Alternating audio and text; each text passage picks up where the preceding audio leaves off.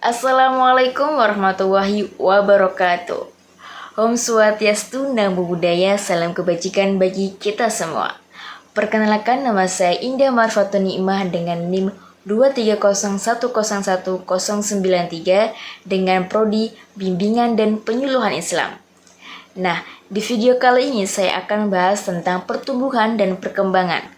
Ternyata tumbuh itu bukan hanya cuma soal tinggi badan loh, akan tetapi juga soal perubahan dan berkembang jadi lebih baik. Yuk nonton video ini sampai akhir. Oke, di sini saya akan menjelaskan tentang pengertian pertumbuhan. Apa sih itu pertumbuhan? Pertumbuhan adalah proses perubahan fisik yang bersifat kuantitatif, yaitu peningkatan ukuran tubuh seperti tinggi badan, berat badan, panjang tulang, atau jumlah sel. Nah, pertumbuhan dapat diukur dengan angka. Misalnya, berat badan anak yang meningkat dari 10 kg menjadi 12 kg. Nah, proses ini biasanya itu tuh bersifat terbatas. Artinya, berhenti setelah seseorang mencapai usia dewasa. Nah, sekarang kita akan bahas tentang pengertian perkembangan. Perkembangan adalah proses perubahan yang bersifat kualitatif, yaitu peningkatan kemampuan fungsi tubuh, kepribadian, kecerdasan, emosi, dan sosial. Perkembangan tidak hanya dilihat dari besar tubuh, akan tetapi dari kematangan fungsi dan kemampuan individu dalam berinteraksi dan beradaptasi terhadap sosial.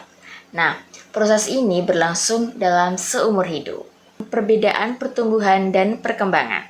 Nah, pengertiannya tadi sudah saya jelaskan bahwasanya pertumbuhan itu adalah proses peningkatan ukuran tubuh, tinggi badan, volume, jumlah sel. Sifatnya itu tuh dapat diukur secara kuantitatif atau angka. Nah, fokus dalam pertumbuhan ini adalah perubahan fisik dan biologis. Contohnya, anak yang bertambah berat badan, tinggi badan. Yang kedua ada perkembangan.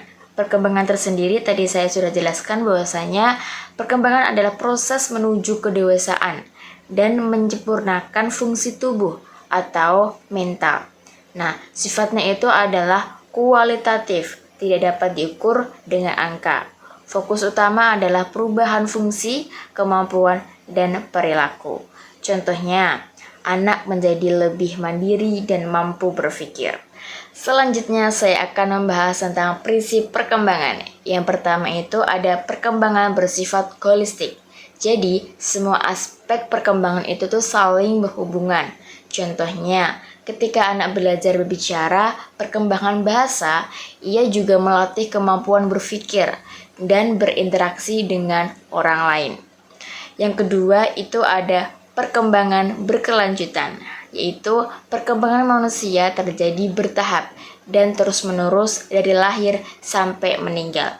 Contohnya, seorang bayi yang belajar merangkak, lalu berjalan, kemudian berlari, semua terjadi secara berkesinambungan. Yang ketiga ada perkembangan dipengaruhi faktor genetik dan lingkungan.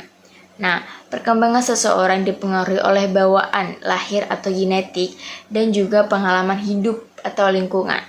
Contohnya, anak dengan bakat musik dari orang tua, itu genetik, akan berkembang lebih baik bila mendapat latihan atau dukungan lingkungannya. Yang keempat ada perkembangan memiliki periode kritis, yaitu ada waktu tertentu yang sangat penting untuk perkembangan seseorang. Contohnya di usia 0-5 tahun adalah masa penting untuk perkembangan bahasa. Jika tidak distimulasi dengan baik akan bisa mengalami keterlambatan berbicara.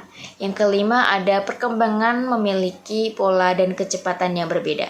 Setiap orang punya pola perkembangan yang sama, akan tetapi kecepatan atau caranya itu tuh berbeda. Contohnya, dua anak itu sama-sama belajar berjalan, tapi satu bisa berjalan di usia 10 bulan dan yang satu bisa berjalan di usia 13 bulan. Demikian yang sudah saya sampaikan pertumbuhan dan perkembangan. Setiap makhluk hidup akan tumbuh dan berkembang, bukan hanya secara fisik, tapi juga dalam pengetahuan dan pengalaman. Teruslah belajar dan bertumbuh menjadi pribadi yang lebih baik. Sekian dari saya. Wassalamualaikum warahmatullahi wabarakatuh.